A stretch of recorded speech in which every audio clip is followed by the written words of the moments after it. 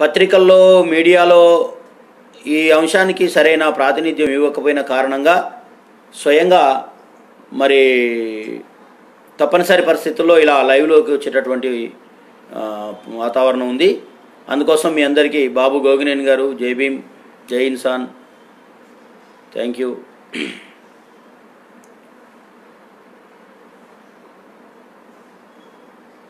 So సరే, ఏది ఎట్లా ఉన్నా మీ అందరికి జై భీమ్. ఇప్పుడు డాక్టర్ సుధాకర్ గారి విషయాన్ని మనం చర్చించాలని చెప్పేసి అనుకుంటా ఉన్నాం. అయితే కొంతమంది మిత్రులు కొన్ని అంటే ఇంతకంటే ముందే లైవ్ స్టార్ట్ కావడానికంటే ముందే నాకు కొన్ని మెసేజ్లు ఫోన్లు చేస్తూ ఉన్నారు. సరే ఓకే, మీరు చేయడం తప్పని నేను అనట్లేదు, కానీ వాటికి సమాధానం నేను చెప్పాల్సినటువంటి అవసరం ఉందని నేను అనుకుంటా ఉన్నాను. ఫస్ట్ థింగ్ ఏంటంటే,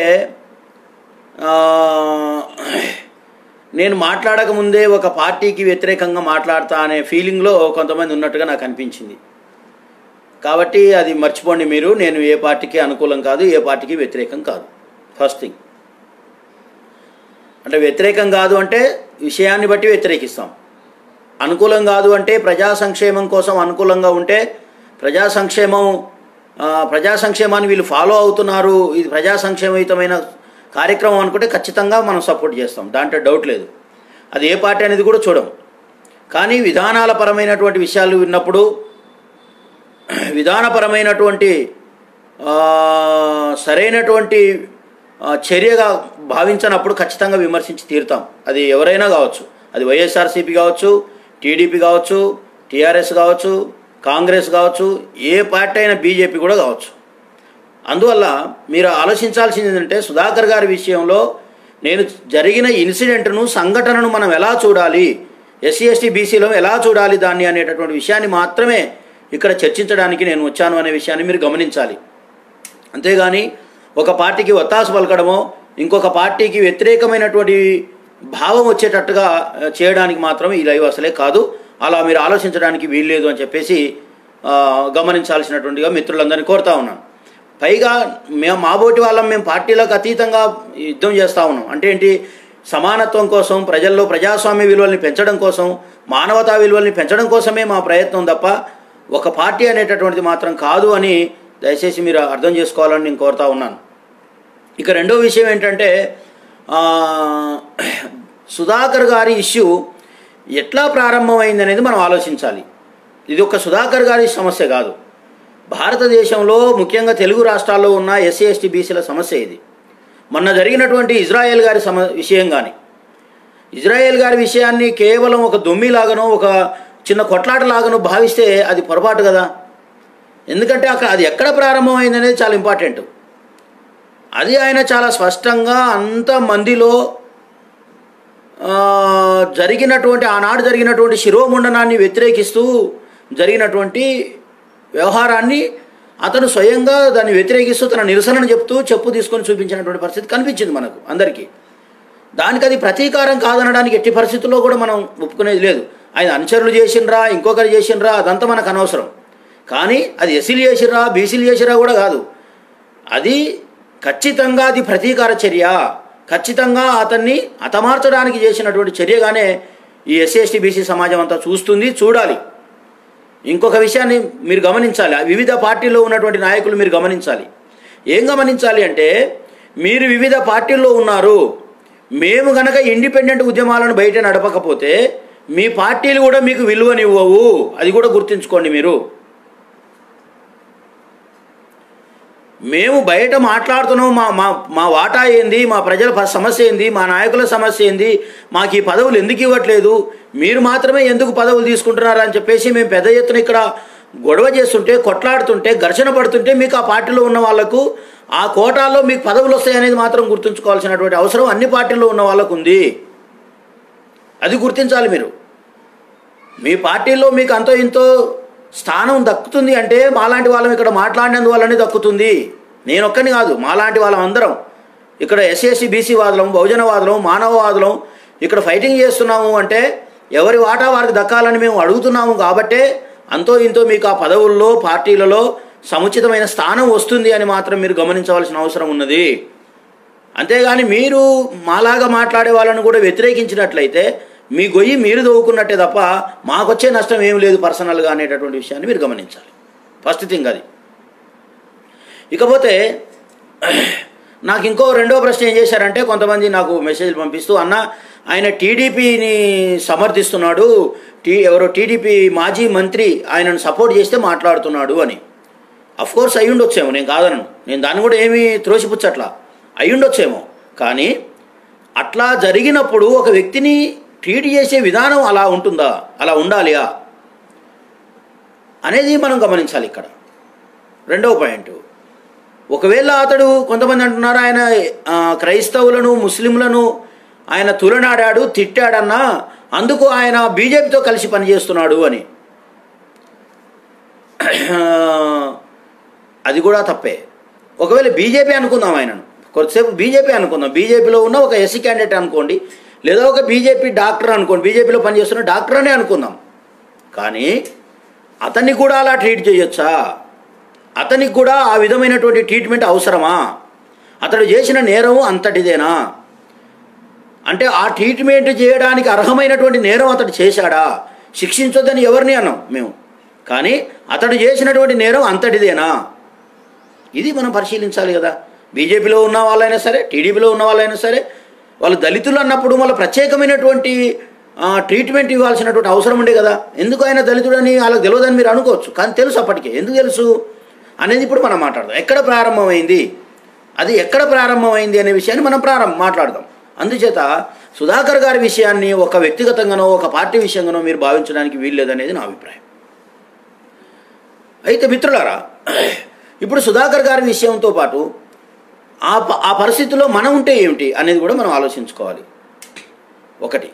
రెండో పాయింట్ ఏంటి, ఇప్పుడు అక్కడ ఒకవేళ టీడీపీ ఆడిన నాటకమే అనుకుందాం కొద్దిసేపు, దాన్ని అనుకుంటే అక్కడ పోలీసులు ఉండడము, ఈయన అక్కడికి పోవడము, ఆయన లాగడము, ఆయన బట్టలు తీసేయడము, ఇవన్నీ ఒక్కసారి మీరు ఆలోచించండి. ఇదంతా ఒక ప్లానెడ్గా జరుగుతున్నటువంటి వ్యవహారం కాదు అని ఎవరం దీన్ని తోసిపుచ్చలేము. కాబట్టి అసలు దీన్ని పూర్వాపరాలను, ఒక మనిషికి ఉండేటటువంటి మానవ హక్కులను, ఒక మనిషికి ఉండేటటువంటి హక్కులతో పాటు అతడు ఒక డాక్టర్గా ఉండేటటువంటి అతని ప్రివిలేజెస్ను, ఇవన్నిటిని కూడా మనం ఈరోజు చర్చ చేద్దామని నా ఉద్దేశం. అది ఎవరికి సంభవించే అట్లాంటి ట్రీట్మెంట్ ఎవరికి జరిగినా అది మంచిది కాదు. అట్లా అని చెప్పి నేను ప్రభుత్వం చేయించిందనో లేకపోతే వైఎస్ జగన్మోహన్ రెడ్డి స్వయంగా చేయించిందని నేను అనట్లేదు. అది అట్లా అనుకుంటే అది తప్పే అవుతుంది, నేను అట్లా అనట్లే. కానీ పోలీసులు వ్యవహరించిన తీరుకు, పోలీసులు ప్రవర్తించినటువంటి తీరుకు, పోలీసులు అక్కడ ఇచ్చినటువంటి ట్రీట్మెంట్కు ఖచ్చితంగా ప్రభుత్వం బాధ్యత వహించవలసి ఉంటుంది.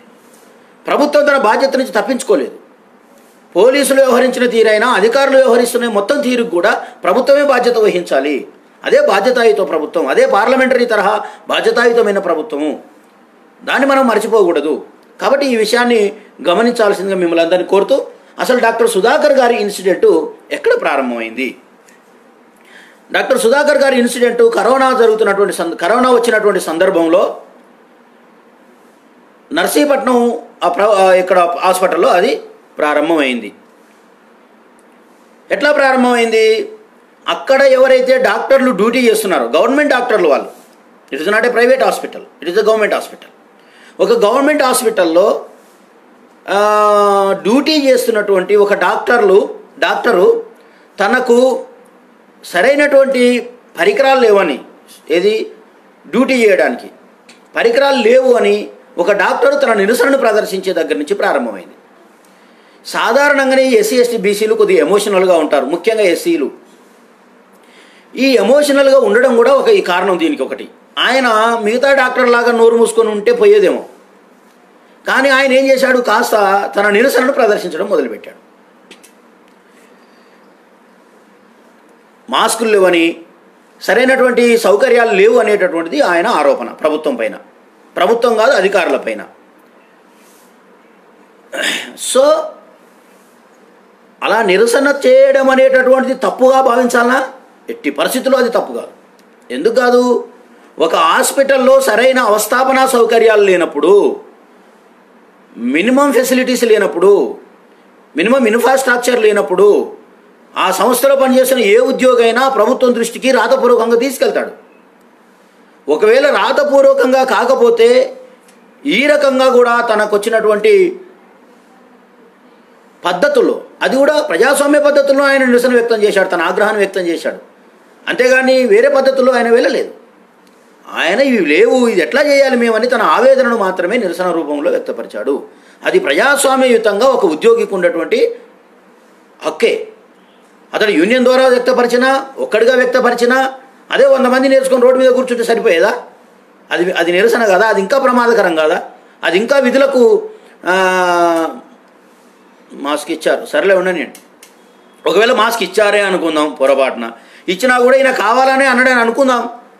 అప్పుడు ప్రభుత్వం ఏం చేయవలసినటువంటి అవసరం ఉంటుండే? నిజానిజాలను ఏ రకంగా బయట పెట్టవలసినటువంటి అవసరం ఉండే? అది పరిపాలనా దక్షత అంటే. అదే పరిపాలనలో మనం కనబరచవలసినటువంటి నైపుణ్యత, మెలకువ.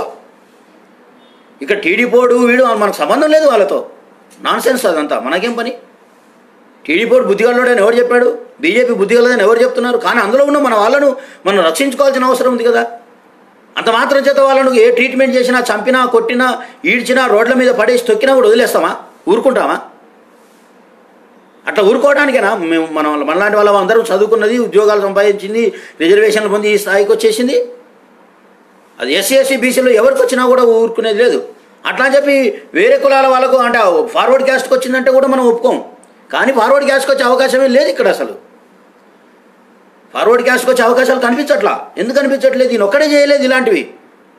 నేను ఒక వీడియో చూశాను, అది నిజమైతే కనుక ఆయన ఎవరు మన రెడ్డి అనంతపురం నుంచి ఆయన ఇష్టం వచ్చినట్టుగా మాట్లాడేశాడు. ఆయన ఏమనలేదే. ఇక్కడ కింది కులాల వాళ్ళ పట్ల ప్రభుత్వాలు కానీ, నాయకులు కానీ, పోలీసులు కానీ చూపిస్తున్నటువంటి ఒక దుర్మార్గమైనటువంటి నీతి ఇది.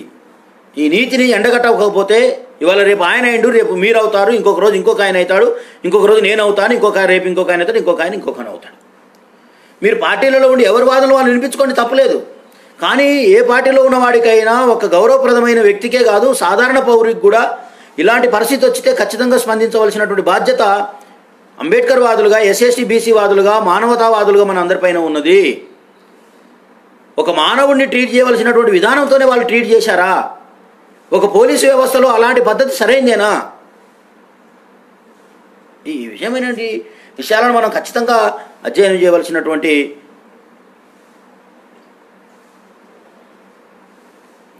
అవసరం ఉన్నది. సో ఇది మాస్కులతో ప్రారంభమైంది. అతను సస్పెన్షన్ అయిపోయింది. సస్పెన్షన్ అయిపోయిన తర్వాత అతడు మానసికంగా కుంగిపోయినటువంటి వాతావరణం కూడా మనకు కనబడతా ఉంది. మానసికంగా కుంగిపోవడం అంటే పిచ్చోడు కావడమా? ఫ్రస్ట్రేషన్ గురి కావడం అంటే పిచ్చాసుపత్రికి పంపించాలి అతన్ని.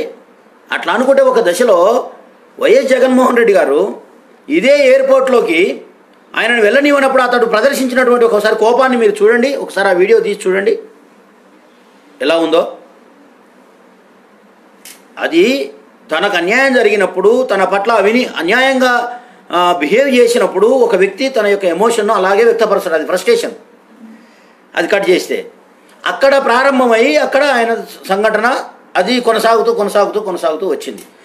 దాంట్లో పార్టీల సంబంధాలు ఉండొచ్చు, లేకపోతే ఈయన ఇంకొక పార్టీకి అనుబంధంగా ఉండొచ్చు, అవన్నీ జరిగినాయి. ఓకే, దాన్ని మనం కాదనట్లేము. అది రాజకీయంగా చూసుకోండి, మీరు రాజకీయంగా ఎదుర్కోండి దాన్ని. ఓకే, ఆ తర్వాత రెండో దశకు వచ్చినప్పుడు రెండవ సంఘటన జరిగింది. ఈ రెండవ సంఘటన జరిగినటువంటి తీరుతెన్నులను మనం గమనిద్దాం. ఆయన అక్కడికి వచ్చిన తర్వాత, అతన్ని బయటికి తీసుకొచ్చిన తర్వాత అతను కొంతసేపు మాట్లాడాడు మీడియాతో. మిగతా విషయాలు అయితే మనకు అందుబాటులో లేవు. అక్కడ ఆయనతో కొద్దిసేపు మాట్లాడినటువంటి సందర్భాన్ని మనం గమనిస్తే ఏం చెప్పాడు? నన్ను బలవంతంగా బయటికి లాగారు, నీకు ఇంత డబ్బులు ఎక్కడి నుంచి వచ్చినాయని ప్రశ్నించారు, బాగా తాగి ఉన్నావు అనేటటువంటి విషయాన్ని నా మీద వాళ్ళు కలవాలని అది చేస్తున్నారు, ఎస్టాబ్లిష్ చేస్తున్నారు అని చాలా స్పష్టంగా ఆయన చెప్తా ఉన్నాడు. అంటే అక్కడ సస్పెండ్ అయినప్పుడే ఇతడు దళితుడని అన్ని పత్రికల్లో, అన్ని మీడియాల్లో వచ్చింది. ఆయన స్వయంగా నేను డాక్టర్ను పలానా అని చెప్పాడు. చెప్పిన తర్వాత ఒక దళితుడిని ఒక ప్రభుత్వమే కానీ, ఒక అధికారి కానీ ఏ పద్ధతుల్లో ట్రీట్ చేయాలి? ఒకడు తాను ఎస్సీనని క్లెయిమ్ చేసుకున్నప్పుడు ఈ ప్రభుత్వాలే కానీ ఎవరైనా సరే ఖచ్చితంగా అట్రాసిటీకి గురి చేసేటటువంటి విధంగా ఉండడానికి వీల్లేదు, మానసికంగా ఇబ్బంది పెట్టేటటువంటి తరహాలో బిహేవ్ చేయడానికి వీల్లేదు. అట్రాసిటీ యాక్ట్ చదవండి మీరంతా, దాన్ని ఎవరైనా సరే అట్రాసిటీ యాక్ట్ అర్థం చేసుకోండి మీరు. కాబట్టి అతని యొక్క మానసిక ఆవేదనకు గురి చేసేటటువంటి విధానాన్ని ప్రభుత్వమే కానీ ప్రైవేటు వ్యక్తే కానీ ఎవరు కూడా దాన్ని చేయడానికి వీల్లేదు. ఎందుకంటే వీళ్ళందరూ ఆల్రెడీ సమాజంలో ఇప్పటికే కుంగి కుషించి వేదనలకు బాధితులైనటువంటి వ్యక్తులు. ఇలాంటి వ్యక్తులను సమాజంలోకి వచ్చినప్పుడు అతడు సమాధానం చెప్పాడు, దానికి సరైనటువంటి సమాధానం చెప్తూనే ఉన్నాడు. కానీ బలవంతంగా నన్ను బయటికి లాగారని ఆయనే స్వయంగా చెప్తున్నాడు. సరే లాగారు, ఓకే, తప్పులేదు. తాగాడు అనుకుందాం, కొద్దిసేపు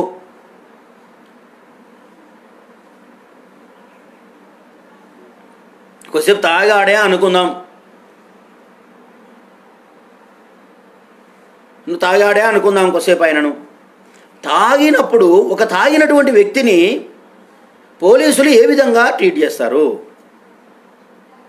రెక్కలు పెడరెట్టలు వెనకకు గడిచి కాళ్ళు కట్టేసి రోడ్డు మీద ఈడ్చుకెళ్తారా? ఆటోలో ఆయన కారు ఉంది కదా, కారులో ఇద్దరు పోలీసులు కూర్చొని ఒకరు డ్రైవ్ చేసుకుంటూ తీసుకెళ్ళలేరా? ఆటోలో కుక్కి తీసుకెళ్తారా? ఏంటండి ఆ విధానం? అది ఒక ఎస్సీకే కాదు, ఒక ఎస్టీకే కాదు, లేకపోతే ఒక టీడీపీ అని కాదు, బీజేపీ కాదు, ఎవరైనా సరే, ఎవరినైనా ఒక డాక్టర్కి ఇచ్చేటటువంటి ట్రీట్మెంట్ విధానం అది కాదు, సోషల్ ట్రీట్మెంట్ అది కాదు. డాక్టర్ను ఒకవేళ మీరు డాక్టర్ను ఆయన చేసిన తప్పులకు మీరేమైనా చేయాలనుకుంటే అతను చాలా మర్యాదపూర్వకంగానే తీసుకెళ్లేటటువంటి అవకాశం ఉంది. లేదు అనేటటువంటిది లేదు, అవకాశం ఉంది మీకు. కానీ అవకాశం ఉన్నప్పటికీ కూడా మీరు ఈ విధంగా ట్రీట్ చేశారు. ఇది సరైనటువంటి పద్ధతి కాదు, ఇది సరైనటువంటి పద్ధతి కాదు అని చెప్పడానికి మాత్రమే నేను ప్రయత్నం చేస్తూ ఉన్నాను. జగన్మోహన్ రెడ్డిని రెడ్డిగానో ఇంకొకరిగానో నేను చూడడం లేదు ఇక్కడ. అఫ్కోర్స్ జగన్మోహన్ రెడ్డి రెడ్డి కావచ్చు, నేను కాదనట్లేదు. కానీ ఒక ప్రభుత్వాధిపతి ఆయనే దీనికి సహకరిస్తున్నాడని అనుకున్నాను. కానీ తన ప్రభుత్వంలో ఉన్నటువంటి ఉద్యోగులు చేస్తున్నటువంటి పనితీరును అతను చూడవలసినటువంటి అవసరం ఉన్నది. అది ఆయన బాధ్యత కూడా. అందువల్ల ఇక్కడ పోలీసులు వ్యవహరించినటువంటి తీరు చాలా బాధాకరం, చాలా అబ్జెక్షనబుల్గా ఉంది. అది ఒక వ్యక్తికి ఇవ్వాల్సినటువంటి విధానం కాదు, గౌరవం కాదు. అందులో ఒక డాక్టర్కి ఇవ్వవలసినటువంటి గౌరవం అంతకంటే కాదు. అందులో ఒక గౌరవప్రదమైన డాక్టర్ అయిన దళితునికి ఇవ్వవలసినటువంటి, దళితుడని వాడకూడదు నేను కానీ వాడుతున్నాను, ఒక షెడ్యూల్డ్ క్యాస్ట్ డాక్టర్కి ఇవ్వవలసినటువంటి విధానం అంతకంటే అసలు కాదు. ఇది మనం గమనించాలి. ఒక మానవత, మనుషులో ఎవడైనా మానవత్వం ఉన్న ఒక్కడైనా సరే, అది ఏ కులమైనా, irrespective of caste, creed, religion, ఏదైనా సరే, జెండర్, ఒక వ్యక్తిని అలా రోడ్డు పైన చేయవలసినటువంటి అవసరం లేదు. ఇది గుర్తుపెట్టుకోండి. ఇప్పుడు చాలామంది మీరు సంతోషపడవచ్చు కాక, కానీ రేపు జరగబోయేటటువంటి పరిణామాలు కూడా రేపు నీ దగ్గరికి వచ్చిన తర్వాత కూడా ఇది అర్థమవుతుంది అనేది మీరు గమనించాల్సినటువంటి అవసరం ఉన్నది. ఇది ఒక పార్శ్వం. కాబట్టి ఖచ్చితంగా డాక్టర్ సుధాకర్ పైన జరిగినటువంటి దాడిని వ్యతిరేకిస్తున్నాం, ఖండిస్తున్నాం. ప్రభుత్వం దీనిపైన వెంటనే స్పందించవలసినటువంటి అవసరం ఉంది. సంబంధిత అధికారులు దీనికి సరైనటువంటి వివరణ ఇవ్వవలసినటువంటి అవసరం ఉంది. ఆయనను విడుదల చేయవలసినటువంటి అవసరం ఉన్నది. ఒకవేళ ఇంకా ఆయనను ఏమనేసి మీరు చట్టపరంగా ఆయనను ఎదుర్కోండి, చట్టపరంగా అతనిపైన చర్యలు తీసుకోండి. కానీ ఈ విధమైనటువంటి పద్ధతి అయితే సరైనది కాదు. మెంటల్ హాస్పిటల్ పంపించాలంటే అప్పటికే డాక్టర్లు కానీ స్టాఫ్ కానీ అతన్ని మెంటల్ డాక్టర్ అని, మెంటల్ వాడని అప్పటికే ఆయనను మానసికంగా సరైనటువంటి పద్ధతుల్లో లేడు అని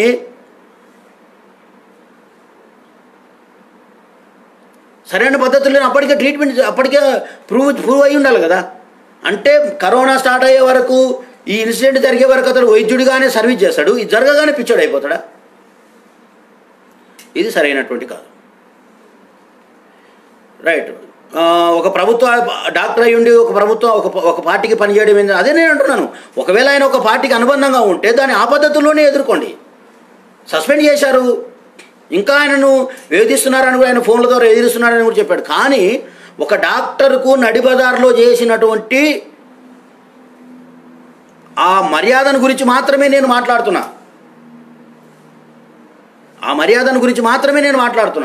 అతన్ని ట్రీట్ చేసినటువంటి విధానాన్ని గురించి మాత్రమే నేను మాట్లాడుతూ ఉన్నాను. అతను తిట్టడం సరైందని నేను అనట్లేను, అతను ఒక పార్టీకి పనిచేయడం సరైందని నేను అనట్లేను. వాటన్నిటి కూడా మీరు పరిశీలన తీసుకోండి. కానీ శిక్షించాల్సిన విధం అది కాదు. ఒక ఒక ఒక కానిస్టేబుల్ కొడతాడా? ఏమిటండి అది? నాకు అర్థం అవ్వదు. ఒక కానిస్టేబుల్ కొడతాడా డాక్టర్ను? అది రోడ్డు మీద దొరికించుకొని కొడతాడా? ఏం తప్పు చేశాడు? అంత నేరం ఏం చేశాడు ఆయన? తాగాడు. తాగితే పెడరలు కట్టి వెనక గిరుస్తారా? తాగితే రోడ్డు మీద ఎర్ర టెండలో పడుకోబెడతారా? రేపు ఆయన ఏదైనా చేసుకున్నాడు అనుకోండి, ఎవరు దీనికి బాధ్యత? అందరికీ సెల్ఫ్ రెస్పెక్ట్ ఉంటుంది కదా, మా ఒక్కరికే సెల్ఫ్ రెస్పెక్ట్ ఉండదా? మా దగ్గరికి వచ్చేటప్పటికల్లా అందరూ ఇలాగే బిహేవ్ చేస్తారా? మీ దగ్గర ఇలాగే బిహేవ్ చేసి ఊరుకుంటారా? ఇక్కడ కూడా కొంతమంది కామెంట్ పెడుతున్నారు. ఇప్పుడు మీ దగ్గరికి వచ్చినప్పుడు మీ పిల్లలకు, మీ ఇంట్లో ఉన్న వాళ్ళకు ఇలా జరిగితే ఊరుకుంటారా మీరు? నేను చెప్తుంది అదే. ఒక పార్టీలో చాలామంది ఉన్నారు, అందరికి అన్ని పార్టీలు ఉన్నాయి. పార్టీల్లో లేనివాడేవాడి అసలు ఇవ్వాలి రేపు? మరి ఆ పార్టీలో ఉన్నవాడు వ్యతిరేకమైన పార్టీలు అందరికీ అలాంటి శిక్షణ వేయాలా? ఇది రోడ్ల మీద తాగుతూ తిరుగుతున్నారు బోళ్ళు ఎంతమంది, తాగిన ప్రతి ఒక్కరికి అలాగనే చేయాలా? సరైనటువంటి పద్ధతి కాదు.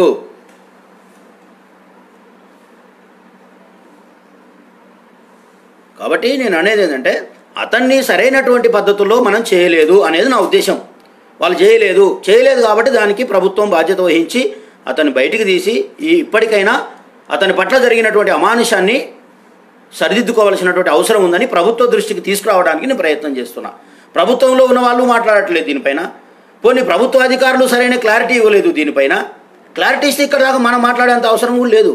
వాళ్ళు క్లారిటీ ఇవ్వలేదు, ప్రభుత్వం క్లారిటీ ఇవ్వలేదు, పోలీస్ అధికారులు క్లారిటీ ఇవ్వలేదు, ఊరికే చేస్తున్నారు ఆ పని అంతా. అందుకోసంగానే నేను మాట్లాడేది. ఇది సరైన పద్ధతి కాదు. ప్రభుత్వంలో ఉన్న ఎస్సీ ఎస్టీలు కూడా మాట్లాడాలి ఈ విషయం పైన. ముఖ్యంగా ఎస్సీలు మాట్లాడాలి. ఎందుకు మాట్లాడరండి నాకు అర్థం కాదు. అతను తప్పే చేశాడు అనుకుందాం, తప్పు జరిగిందని ప్రజల ముందుకు తీసుకురండి. అతను ఇంకా ఆరోపించబడ్డాడు. Is attributed, is not the convicted. అతను కన్విక్టెడ్ కాదు, అతను జస్ట్ అట్రిబ్యూటెడ్. అట్రిబ్యూటెడ్కి ఏ విధమైనటువంటి శిక్షణ ఇవ్వాలో మీరు చట్టాలు చదవండి. మీకు చట్టాలు తెలియకపోతే లా చదువుకున్నాం అలాంటి వాళ్ళకి రండి, మేము చెప్తాం. కాబట్టి ఇది సరైన పద్ధతి కాదు అని మాత్రమే నేను చెప్తున్నాను. ఇది ఖండిస్తున్నాం, ఖచ్చితంగా తీవ్రంగా ఖండిస్తున్నాము. అంత మాత్రం చేత ప్రభుత్వాన్ని మొత్తాన్ని మేము జడ్జిమెంట్ చేస్తున్నామని కూడా అనుకోవద్దు. దాని వల్ల కొన్ని శక్తులు ఉన్నాయి. ఇది ప్రభుత్వాన్ని జడ్జిమెంట్ చేయడానికి మాకేం అభ్యంతరం ఏం లేదు, కానీ ఇది అది కాదు. ఈ సంఘటన దానికి సంబంధించింది కాదు. మేము ప్రభుత్వాన్ని ఒక్క సంఘటన బట్టి మేము డిసైడ్ చేయట్లేదు, జడ్జి చేయట్లేదు. ప్రభుత్వం ఈ విషయంలో తప్పు చేసిందని మాత్రమే చెప్తా ఉన్నాను. ప్రభుత్వం ఈ విషయంలో మాత్రమే సరైన రీతిలో వ్యవహరించలేదని మాత్రం చెప్తున్నాను. సరైనటువంటి పద్ధతిలో మర్యాదపూర్వకంగా వ్యవహరించలేదు అని చెప్తున్నాను. రేపు అందరికీ జరగబోయేటటువంటి పద్ధతుల్లో కూడా జరుగుతుందని కూడా చెప్తా ఉన్నాను. అది మాత్రమే మీరు అర్థం చేసుకోవాలని కోరుతా ఉన్నాను మిత్రులారా. ఇకపోతే రెండో విషయాన్ని దీన్ని బట్టి మనం గమనించవలసినటువంటి 1, 2, 3 విషయాలు ఉన్నాయి. ఒక విషయం ఏంటంటే, ఒక ప్రభుత్వ ఉద్యోగి ఎలా ఉండాలి అనే విషయాన్ని ఇక్కడ చాలా స్పష్టంగా మనం గమనించాలి. ఏంటి అది అంటే, ఒక ప్రభుత్వ ఉద్యోగి వీళ్ళు ఆరోపిస్తున్న మాట కనుక నిజమని చెప్పినట్లయితే, ఇలా చేసినట్లయితే, ఒక పార్టీకి అనుబంధంగానే ఆయన ఉండి ఇతర పార్టీల మీద అక్కసే వెళ్ళగచ్చుకున్నట్టయితే అది సరైన విధానం కాదు. అది ఎవరైనా సరే ప్రభుత్వ ఉద్యోగిగా మీ బాధ్యతలు మీరు నిర్వర్తించండి.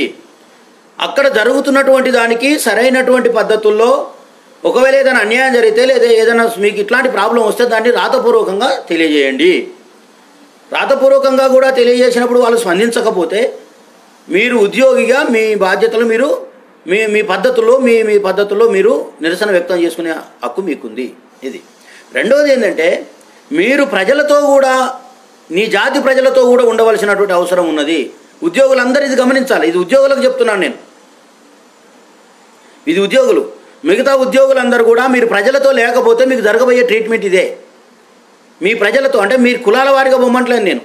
మీరు ఏ సామాజిక వర్గం నుంచి అయితే వచ్చారో ఆ అణగారిన వర్గాల ప్రజల పట్ల కానీ ఎవరైనా సరే ఆ ప్రజలతో కనుక లేకపోయినట్లయితే మీకు జరిగేది ఇదే. మాకు ఉద్యోగాలు రాగానే మాకు ఇది కాగానే ఇక మమ్మల్ని మించినోడు లేడు, మాకు ఇక ఏమైనా మేము ఇంతకంటే పెద్దవాళ్ళం అయిపోయినాం అనుకుంటే మాత్రం అది పొరపాటు. ప్రతి వాడికి ఈ ట్రీట్మెంట్ జరుగుద్ది. ఇట్లాంటి ట్రీట్మెంట్ జరగకుండా ఉండాలంటే మీరు ప్రజలతో ఉండాల్సిన అవసరం ఉంది. మిగతా వాళ్ళకు వచ్చినప్పుడు నాకేందిలే అనుకొని నీకు జరిగినప్పుడు మాత్రం మిగతా వాళ్ళందరూ రావాలనుకోవడం కూడా సరైంది కాదు. కాబట్టి మిత్రులారా, మీరు అది గమనించాలి. ఇది ఒకటి ఎంప్లాయీస్ గుర్తించవలసినటువంటి అవసరం ఉంది. ఇప్పుడు మీరందరూ మాట్లాడుతున్న విధానం అది సరైనది కాదు. ఎందుకంటే కొంతమంది మాట్లాడుతుంది సరైనది కాదు. ఇప్పుడు ఎట్లా ఉందంటే, బానిసత్వం అనేది కనుక లేకపోయినట్లయితే నాలాంటి వాడు దీంట్లో స్పందించవలసిన అవసరం లేదు.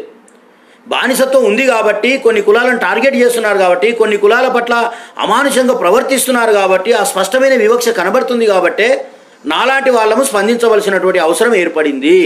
ఇది గుర్తించండి. మీరు ఇది గుర్తించవలసినటువంటి అవసరం ఉన్నది. ఇప్పుడు ఎట్లా తయారైందంటే, ఒక రాజు లేకపోతే ఒక నాయకుడు, ఆయన చుట్టూ కొంతమంది బానిసలు. ఈ బానిసలు మామూలు ప్రజల్ని లేదా కష్టాలు పనిచేసుకునేటటువంటి వాళ్ళని కంట్రోల్ చేయడం. సినిమాలో చూపించింది ఎట్లుందో ఈ సమాజంలో అట్నే జరుగుతుంది. Not only about Sudhakar. ఈ సమాజంలో మొత్తం అక్కడ కానీ ఇక్కడ కానీ దేశంలో మొత్తం అట్లాగే జరుగుతుంది. ఒక నాయకుడు ఉంటాడు, ఆ నాయకుడు చుట్టూ కొంతమంది బానిసలు ఉంటారు. ఈ బానిసలు మొత్తం సమాజాన్ని కంట్రోల్ చేయడానికి ప్రయత్నిస్తుంటారు, వాళ్ళ మీద పెత్తనం చేయడానికి ప్రయత్నిస్తుంటారు, వాళ్ళని బానిసలుగా ఉంచడానికి మాత్రమే ప్రయత్నం చేస్తూ ఉంటారు. ఇలాంటి ప్రయత్నాలు చేస్తున్నారు కాబట్టే మాలాంటి వాళ్ళం మాట్లాడవలసిన అవసరం ఏర్పడుతుంది. ఇది అదేనేమో అని మేము సందేహించవలసినటువంటి పరిస్థితి ఏర్పడుతుంది. ఒకవేళ అదే కనుక జరిగినట్లయితే ఇది మొత్తం జాతి ఆత్మగౌరవానికి సంబంధించినటువంటి విషయము. ఇది మొత్తం సెల్ఫ్ రెస్పెక్ట్కి సంబంధించినటువంటి విషయము. కాబట్టి ఒక సెల్ఫ్ రెస్పెక్ట్ను తీసుకొని ఆ సెల్ఫ్ రెస్పెక్ట్ లేకుండా ప్రజలందరినీ ఇట్లా అమానుషంగా ఒకవేళ చేస్తున్నారేమో, ఇది ఇంకా చాలా చాలా విధాలకు దారితీస్తుందేమో అని భయాందోళనకు గురైన మాత్రమే మేము ఇక్కడ స్పందించడం జరుగుతూ ఉన్నది.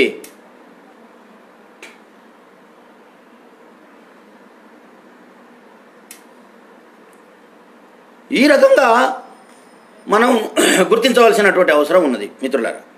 సో ఫస్ట్ పాయింట్ ఏంటంటే, మనము బానిసత్వం కనుక లేకపోతే సమాజం అంతా మంచిగానే ఉంది అనుకుంటే ఇలాంటి వాతావరణం లేదు. మొత్తం సమాజం ఇట్లే ఉంది. గల్లీ కానించి మొదలుకుంటే చిన్న చిన్న లీడర్ల దగ్గర నుంచి మొదలుకుంటే మొత్తం దేశవ్యాప్తంగా ఉండేటటువంటి లీడర్ల వరకు ఇదే కొనసాగుతుంది సమాజంలో. అందుకే ఈ జాతిని కాపాడుకోవాల్సిన బాధ్యత ఉంది, ఈ సమాజాన్ని కాపాడుకోవాల్సిన బాధ్యత ఉంది, ఈ సమాజంలో మానవత్వాన్ని కాపాడుకోవాల్సినటువంటి బాధ్యత ఉంది, ఈ ప్రజల సెల్ఫ్ రెస్పెక్ట్ని కాపాడవలసినటువంటి బాధ్యత ఉంది. బాబాసాహెబ్ అంబేద్కర్ గారు ఇచ్చినటువంటి నిర్దేశాల మేరకు ఈ సమాజంలో పనిచేయవలసినటువంటి అవసరం ఉన్నది. ఇలా పనిచేస్తున్న క్రమంలో ఎస్సీనా ఎస్టీనా బీసీనా అనేది చూడాల్సినటువంటి అవసరం లేదు. అది మానవత్వమా కాదా, అది మానవత్వంతో బిహేవ్ చేశారా లేదా, అందులో సరే ఏమైనా వివక్ష ఉందా, వివక్ష ఉంటే ఖచ్చితంగా పోరాటం చేయాల్సినటువంటి అవసరం ఉంటుంది, వివక్ష ఉంటే ఖచ్చితంగా వ్యతిరేకించవలసినటువంటి అవసరం ఉంటుంది. కాబట్టి ఈ సమస్యను కేవలం ఎస్సీ ఎస్టీ సమస్యగా కాకుండా ఇది మానవ సమస్యగా, మానవ హక్కుల సమస్యగా, ఇది మానవ హక్కుల సమస్యగా, ఒక మనిషికి హక్కులు ఉంటాయి, సమాజంలో బ్రతికే హక్కు ఉంటుంది, దర్జాగా బ్రతికే హక్కు ఉంటుంది, టీవీగా బ్రతికే హక్కు ఉంటుంది.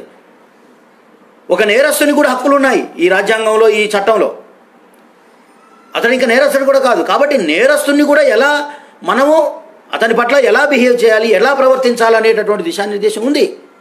వాటన్నింటినీ వైలేట్ చేయడం అంటే మానవ హక్కులను వైలేట్ చేయడం అవుతుంది. ఒక డాక్టర్కు ఉండే హక్కులు పక్కన పెట్టండి, కానీ ఒక మనిషికి ఉండేటటువంటి హక్కులే మినిమం ఇక్కడ అప్లై కాలేదు.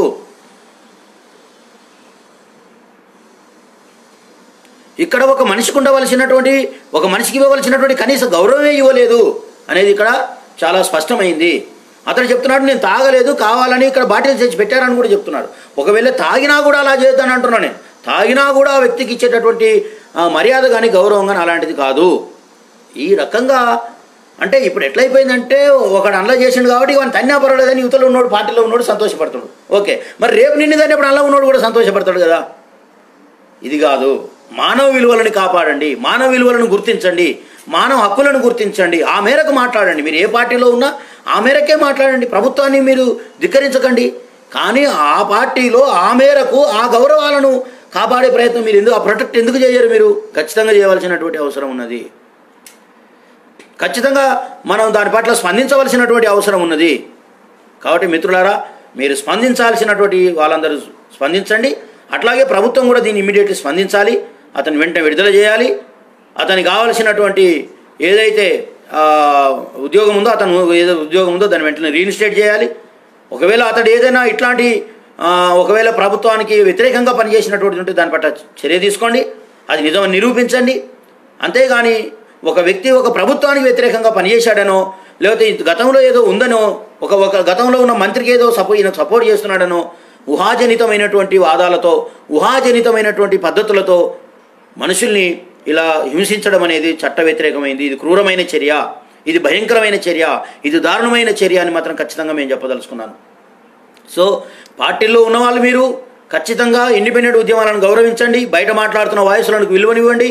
వాళ్ళకు కూడా గౌరవాలు ఉంటాయి. వాళ్ళకు కూడా ప్రతి ఒక్కరికి కూడా దీనికి సంబంధించినటువంటి ఏమంటాం మనం స్పేస్ ఉంది. ఆ స్పేస్ను మీరు గుర్తించవలసిన, ఆ స్పేస్ గుర్తించలేదు కాబట్టి మీరు అంటరాని వాళ్ళు అయ్యారు. ఆ స్పేస్ను గుర్తించలేదు కాబట్టి శూద్రులు అయ్యారు. ఆ స్పేస్ను గుర్తించలేదు కాబట్టి బ్యాక్వర్డ్ క్లాస్ అయ్యారు. ఆ పరిస్థితుల్లోకి నెట్టివేయబడ్డారు మీరు. ఆ స్పేసే కనుక ఆనాడు గుర్తించి ఉంటే, ఆ స్పేసే కనుక ఆనాడు కనుక జరిగి ఉంటే ఇవాళ ఈ పరిస్థితులు వచ్చేవి కావు. కాబట్టి అక్కడ మొదలైనటువంటిది ఆ గుర్తింపుని డినై చేయడం అనేటువంటిది అక్కడ ప్రారంభమై ఇప్పటిదాకా ఇలా కొనసాగుతూ వస్తుంది. ఇది సమాజానికి మంచిది కాదు. ఇది ఏ సమాజానికి మంచిది కాదు.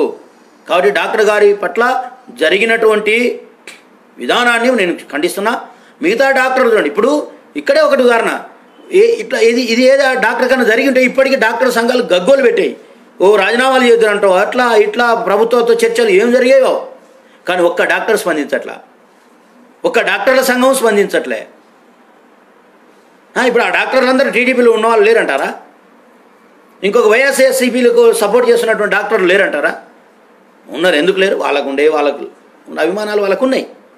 కానీ ఒక డాక్టర్కు జరిగినప్పుడు మాత్రం అందులో వాస్తవం అవాస్తవం ఉంటే అవాస్తవం చెప్పండి డాక్టర్లు అందరూ. ఒకవేళ డాక్టర్ తప్పైతే డాక్టర్ తప్పని చెప్పండి మీరు అందరూ. మేము కూడా దాన్ని స్వాగతిస్తాం. నిజమైతే ఎవరైనా స్వాగతించాల్సిందే. కానీ అవేవి వాళ్ళ డాక్టర్ సంఘాలు చేయట్లేదు, ఉద్యోగ సంఘాలు చేయట్లేదు. అందువల్ల ఈ విధానం సరైనది కాదు అని మీరందరూ గుర్తిస్తారని నేను మీ అందరికి కూడా ప్రత్యేకంగా కోరుకుంటూ, మీరు డాక్టర్లు స్టాఫ్స్ అంతా కూడా ఒక్కరోజు దీని పట్ల నిరసన వ్యక్తం చేయండి. అసలు ఎందుకు ఇట్లా జరిగింది అనేది వాస్తవాలను బయటికి తీయండి. అది జరగదు అట్లా. ఎందుకంటే వివక్ష ఉంది అని క్లియర్గా అర్థమవుతుంది. ఇక్కడ వివక్ష ఉంది అని క్లారిటీగా చెప్పలేను. అసలు ఎంత భయంకరంగా ఉంటుందో నేను నాకు జరిగిన ఒక సంఘటన చెప్తా. ఇటీవల కాలంలో ఓల్డ్ సిటీలో ఒక ఎంఐఎం పార్టీకి అనుచరుడు అట, వాడు ఎవడో మాకు తెలియదు, వాడు ఒక అమ్మాయిని రేప్ చేశాడు. అది పేపర్లలో చాలా లేటుగా వచ్చింది, ఎక్కడో చిన్న కొంచెం వచ్చింది, అది ఎవరికి తెలియదు. అది అట్లా ఇట్లా తగులుకుంటూ కొంతమంది పుణ్యమని మా దాకా వచ్చింది. వచ్చిన తర్వాత నేను సుల్తాన్ బజారు ఇక్కడ చాదర్గట్టు, దానికి ఏసీపీ సుల్తాన్ బజార్ అనుకుంటా, ఆయనకు ఫోన్ చేశాను. నేను ఫోన్ చేసి, సార్ నేను ఇట్లా పలానా డాక్టర్ కదిరే కృష్ణ, ఇది నేను ఇట్లా లెక్చరర్ను, ఇదంతా చెప్పుకుంటూ వచ్చినాను. పైగా నేను ఎంపీకి పోటీ చేశాను, ఎమ్మెల్యేకి పోటీ చేశాను అని కూడా చెప్పాను. ఒక పార్టీకి వర్కింగ్ ప్రెసిడెంట్గా పనిచేస్తున్నానని కూడా చెప్పాను. ఆ తర్వాత చేశానని చెప్పాను. తర్వాత సార్ నేను ఎస్ఎస్టీ బీసీల తరఫున మాట్లాడుతున్నానని కూడా చెప్పాను. ఆయన ఏమన్నాడు తెలుసా? చెప్పమ్మా అన్నాడు. అదే ఒక ఓడిపోయిన వాడైనా సరే ఒక ఎమ్మెల్యే క్యాండిడేట్ను ఏసీపీ అలాగే మాట్లాడతాడా? నేను చెప్పకపోతే నన్ను అట్లా ట్రీట్ చేయొచ్చు, కానీ చెప్పిన తర్వాత కూడా అలాగే మాట్లాడాడు ఆయన. ఒక్కసారి కాదు 10 సార్లు అన్నాడు.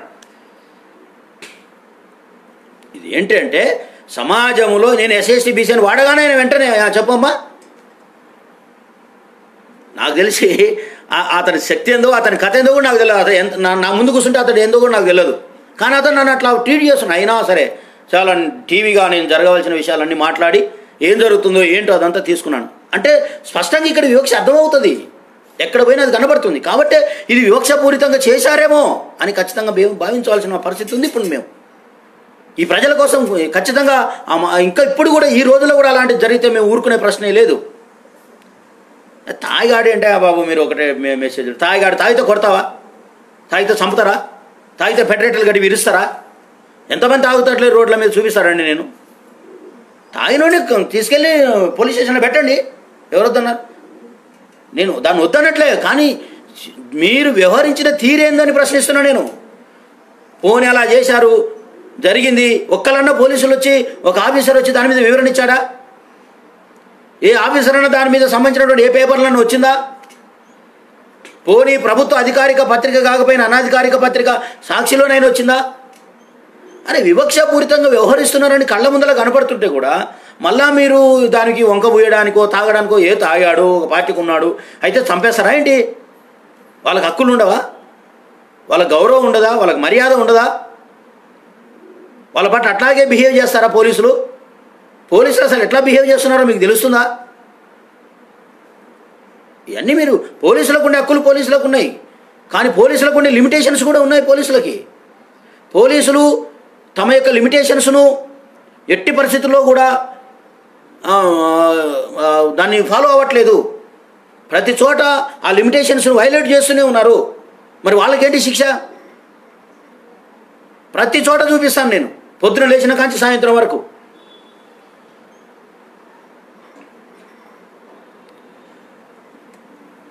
దళిత క్రిస్టియనా మీరు ఏదో పోనీ, దళిత క్రిస్టియనో ఏదో క్రిస్టియన్ ఆయన హిందూ అయితే కూడా అంటున్నాడు. నేను మనవాడు ఏమంటున్నాడంటే హిందువా బీజేపీని మోస్తున్నాడు. అవును, బీజేపీని మోస్తున్న ఒక హిందువే. అయితే అతను ఇలాగే చేస్తారా? అతను అలాగే చేయడం అంటే క్రైస్తవ్యంలో ఉన్న ఒక క్రైస్తవుని కూడా అలాగే ట్రీట్ చేయాల్సి వస్తుంది. దానికి మీరు ఒప్పుకుంటారా? ఇది కాదు, అతడు క్రిస్టియనా హిందువా కాదు, అతడు అణగారిన వర్గాలకు చెందినవాడు, అతడు షెడ్యూల్డ్ క్యాస్ట్కి చెందినటువంటి వాడు, అతడు ఒక డాక్టరు, అతడు ఆల్రెడీ సస్పెండ్ అయినటువంటి వాడు. సస్పెండ్ అయిన వానికి బాధ ఉంటుంది, సస్పెండ్ అయిన వానికి ఆవేదన ఉంటుంది, సస్పెండ్ అయిన వాడు ఫ్రస్ట్రేషన్లో ఉంటాడు. ఆల్రెడీ అన్ని పేపర్లు అది ముద్రితమైంది, మొత్తం టీవీలో పేపర్లు అందరూ అది మార్మోగిపోయింది, ట్రోల్ అయింది. ఈ విషయాలను వేటిని పట్టించుకోకుండా కేవలం అతన్ని ఒక సాధారణ పౌరుడిలాగానో, నేరస్తుడిలాగానో, నేరం ప్రూవ్ అయినటువంటి వాడిలాగానో, నేరం ప్రూవ్ అయి తప్పించుకొని పారిపోతున్నటువంటి వాడిని పట్టుకొని ఈడ్చుకొచ్చినటువంటి వాడిలాగానో, అది ఏ డాక్టర్కి కూడా జరగకూడదు. చరిత్రలో ఏ డాక్టర్కి ఇట్లాంటి ట్రీట్మెంట్ జరగకూడదు, జరగలేదు నాకు తెలిసినంత వరకు. నా ఊహ వచ్చినంత వరకు ఏ డాక్టర్కి ఇలాంటి ట్రీట్మెంట్ జరగలేదు, ఏ డాక్టర్ను ఇలా చేయలేదు. అది ఒక ఎస్సీల పట్ల మాత్రమే జరుగుతుంది. ఎందుకు జరుగుతుందని అడుగుతున్నా. అది కేవలం ఒక ఎస్సీల విషయంలో మాత్రమే ఎందుకు ఇట్లా బిహేవ్ చేస్తున్నారని అడుగుతున్నా. దీనికి ఒక పార్టీనో ఒక వ్యక్తినో మేము సమర్థించవలసినటువంటి అవసరం లేదు. కాబట్టి జరిగినటువంటి తప్పిదాలను ఖచ్చితంగా గుర్తించాలి. జరిగినటువంటి తప్పిదాన్ని ప్రభుత్వం వెంటనే గుర్తించవలసినటువంటి అవసరం ఉంది.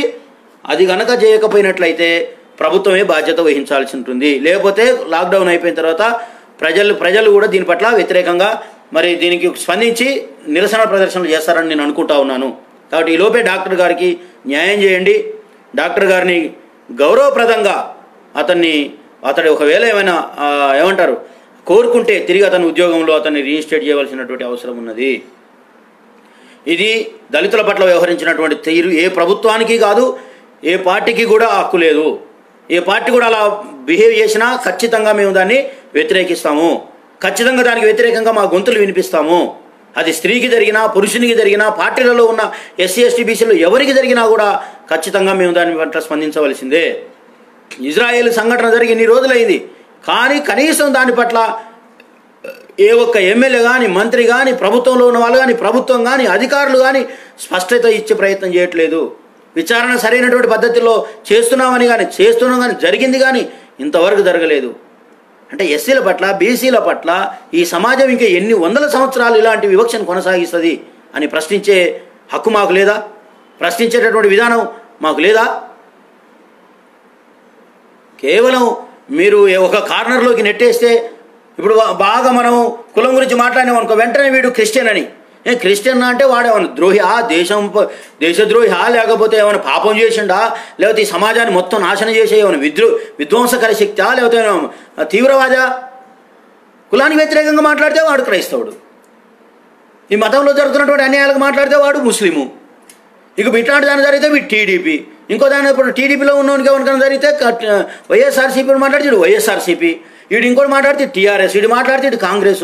ఒరే నాయన, ఈ టీఆర్ఎస్, కాంగ్రెస్, టీడీపీ, బీజేపీ బొంద పెట్టండి, మాకు అక్కర్లేదు. మాకు ఇక్కడ మేము మనుషులం అని గుర్తించబడ్డాము, మేము మనుషులంగా గుర్తించబడాలి, మేము మనుషులుగా మా హక్కులను మేము పొందాలి, మేము సమాజంలో సమాన గౌరవాన్ని పొందాలి. ఇది మాత్రమే మేము కోరుకునేది. మీరు పార్టీలోకి ఇరికిచ్చి మమ్మల్ని కార్నర్ చేసి, మతాల్లో ఇరికిచ్చి మమ్మల్ని కార్నర్ చేసి, నోరు ఇప్పకుండా మాట్లాడకుండా ఈ సమాజంలో మాకున్నటువంటి హక్కులను కాలరాయాలనుకుంటే అది పతనమే. ఎవరికైనా సరే గుర్తుపెట్టుకోండి, అది మతానికైనా, కులానికైనా, వ్యక్తులకైనా, ఎవరికైనా పతనం అవుతుంది. అది నైతిక పతనమే. అలాంటి పతనానికి ఎవరు ఒడిగట్టరని నేను అనుకుంటున్నా. రాజ్యాంగం హక్కులు ఇచ్చింది, ఆ హక్కులకు మేము కొట్లాడుతున్నాము.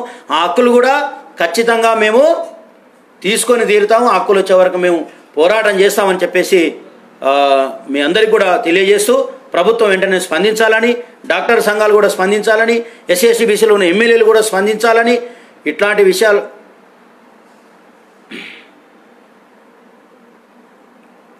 కాబట్టి మనం అందరం కూడా ఇటువంటి విషయాల పట్ల స్పందించాలి. అటు ఇజ్రాయెల్ కానీ, ఇటు సుధాకర్ కానీ, ఇంకెవరైనా ఎస్సీ బీసీలో ఉన్న వాళ్ళు అన్యాయంగా ఏదో వానికి ఇష్టం వచ్చినట్టు చేసి వాని పని చేస్తే మనం సమర్థించాల్సిన అవసరం లేదు. అన్యాయం అనిపించినటువంటి విషయాల్లో, వాళ్ళకు దక్కవలసినటువంటి గౌరవం దక్కని విషయంలో, వాళ్ళ యొక్క హక్కులు కాలరాయబడ్డటువంటి విషయంలో ఖచ్చితంగా మనం అందరం కూడా స్పందించవలసినటువంటి అవసరం ఉంది. మీరు ఎవరైనా మీ ఏ పార్టీలో ఉన్నా నేను మీ పట్ల ఇదే తరహాలో వ్యవహరిస్తానని, మీ అందరికీ అందుబాటులో ఉంటాం. ఖచ్చితంగా మీ అన్నలాగా, తమ్ముళ్ళలాగా, మీ అందరికీ మీ ఇంట్లో ఒక సభ్యుడిలాగా మనమందరం కూడా ఒకటే వర్గాల నుంచి వచ్చిన వాళ్ళం, మనమంతా అణచివేతకు గురైన వాళ్ళం, మనమంతా బాధితులం అని ఎస్సీ ఎస్టీ బీసీలు గుర్తించినప్పుడే ఈ సమాజంలో మన గౌరవం దక్కుతుంది అనేటటువంటి విషయాన్ని మీ అందరికీ నేను తెలియపరుస్తూ, మీరు ఉద్యోగులందరూ గమనించండి. మీరు అనుకుంటారు మాకు ఉద్యోగం వచ్చింది, మేము డబ్బులు సంపాదించుకున్నాం, మాకు బిల్డింగులు ఉన్నాయి, మాకు ఆస్తులు ఉన్నాయి, ఇక మమ్మల్ని ఎవడు తాకలేడు, ఇక మీరు ఏమైనా చేసుకోండి. ఏ సంఘటన జరిగినా, ర్యాలీ జరిగినా, రాస్తారోకో జరిగినా, లేకపోతే ఏదైనా చర్చ పెట్టినా, ఏదైనా ఉద్యమాలు జరిగినా, ఏదైనా సంఘటనలు జరిగినా స్పందించకుండా మీరు మీ ఇళ్లలో ఉంటున్నారు. రేపు ఇట్లాంటి ఇజ్రాయేల్ మీరవుతారు, ఇట్లాంటి సుధాకర్లు మీరవుతారు, అట్లాంటి మహాలక్ష్ములు మీరవుతారు. ఇగో ఇలాంటి సంఘటనలు మీ మీద కూడా జరుగు తీరుతవి. కాబట్టి మీరు ఉద్యమాలను, ప్రజలను, అట్లాగే ప్రజలతో సంబంధాలను కొనసాగించండి, న్యాయం పట్ల ఉండండి, సమాజంలో గౌరవప్రదమైనటువంటి హక్కులను పొందే దగ్గర వాటిని గౌరవించండి. ఈ విధమైనటువంటి బాధ్యతలను, హక్కులతో పాటు బాధ్యతలను కూడా మీరు నిర్వర్తించవలసిన అవసరం ఉంది.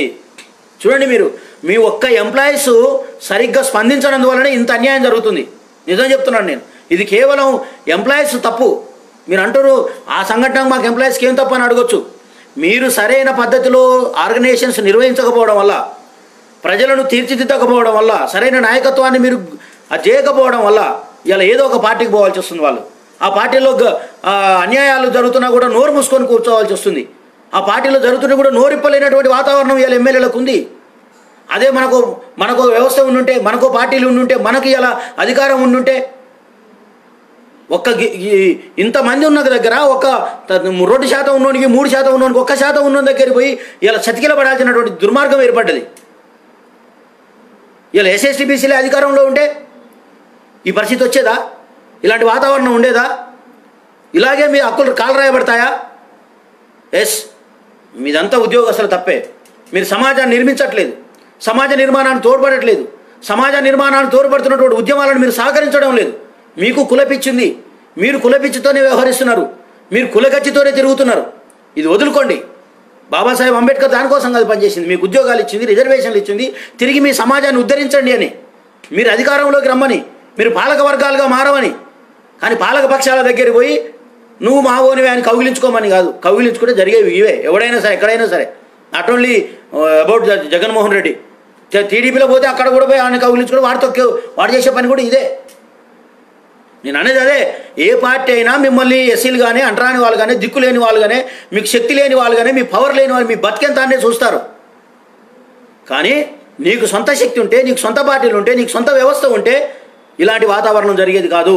ఇలాంటి పరిస్థితులు దాపురించేవి కావు. దీనికి అంతటి కారణం ఉద్యమ సంఘాలది, ఉద్యమ నేతలది, ఉద్యోగస్తుల యొక్క బాధ్యతే. ఇది మీ వైఫల్యమే. దీనివల్ల ఇంకా చాలా సంఘటనలు జరుగుతాయి. ఇంకా ఈ జాతి ఇంకా దుర్భర స్థితిలోకి నెట్టివేయబడుతుంది. ఇది ఉండొద్దు అంటే వాళ్ళందరూ కూడా ఖచ్చితంగా మీరందరూ కూడా స్పందించాలి. ఇది ఉద్యోగస్తులందరూ కూడా ఒక నిర్మాణానికి తోడ్పడాలి. మన అధికారం మనం తెచ్చుకున్నప్పుడు మాత్రమే సరైన పద్ధతిలో ట్రీట్మెంట్ జరుగుతుందని ఇప్పుడు గుర్తించాల్సిన అవసరం ఉంది. ఎస్సీ ఎస్టీ బీసీ ఓటర్లు, ఎస్సీ ఎస్టీ బీసీ నాయకులు, సంఘాలు గుర్తించండి. మీరు ఇప్పుడు మనం ఒక పార్టీని ఓన్ చేసుకొని, ఒక వ్యక్తిని ఓన్ చేసుకొని, మనం కానటువంటి వాళ్ళను కౌగిలించుకుంటే చివరికి ఇట్లాంటివే జరుగుతాయి.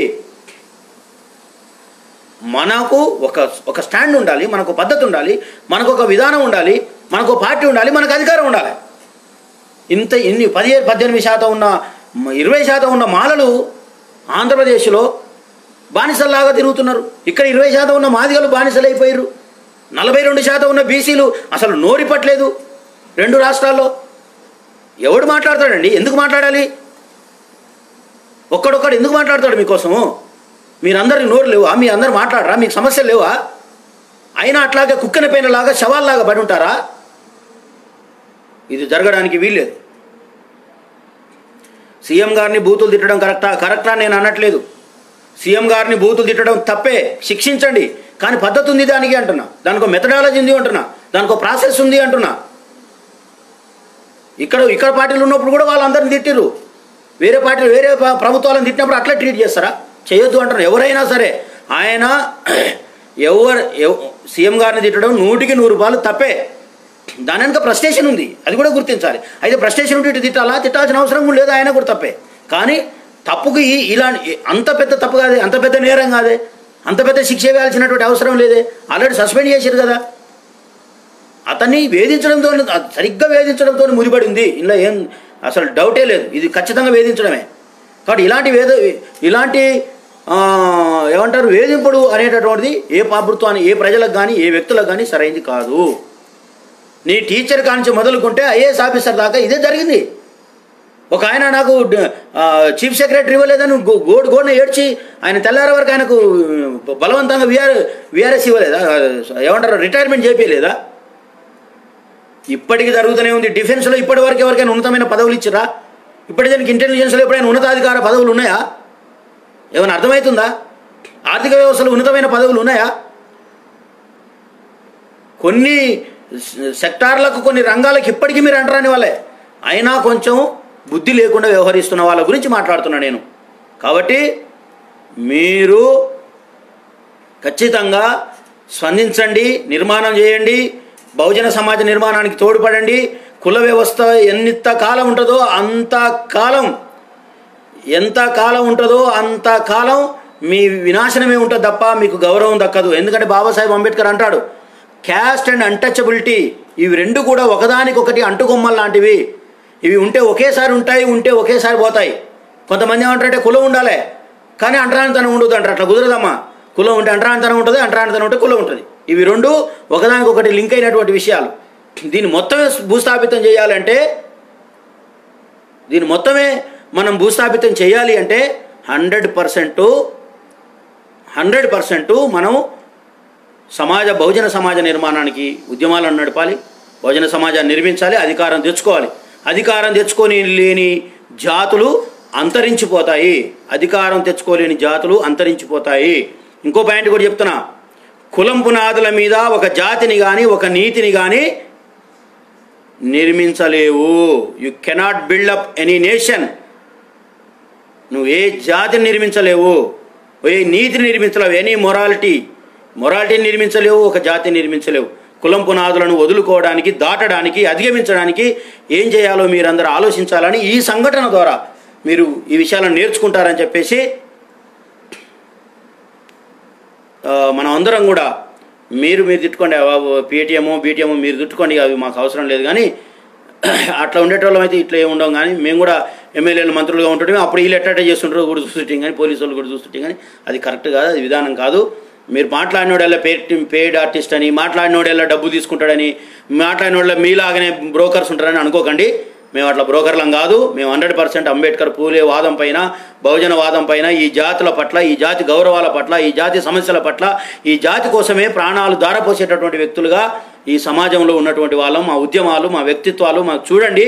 అట్లాంటి చూసినప్పుడు మీకు అర్థమవుతుంది, మీరు అందరిని ఒకే ముసులో కట్టేయడం సరైన విధానం కాదు అని చెబుతూ మరొకసారి ఎస్సీ ఎస్టీ బీసీల పైన జరుగుతున్నటువంటి దాడులను వ్యతిరేకిస్తూ, అటువంటి వ్యవహారాలు జరిగితే మనం అందరం మూకుమ్మడిగా సంఘాలకు, కులాలకు, మతాలకు అతీతంగా అందరం ఒకటై ఇటువంటి వాతావరణాన్ని మనం వ్యతిరేకించి మన గౌరవం, మన హక్కులను మనం కాపాడుకోవాలని మీ అందరికీ కూడా ఆహ్వానం పలుకుతూ ఇక్కడికి వచ్చినటువంటి మిత్రులందరికీ జై భీమ్ తెలియజేస్తూ ముగిస్తున్న. జై భీమ్, జై ఇన్సాన్. Thank you. జై భారత్.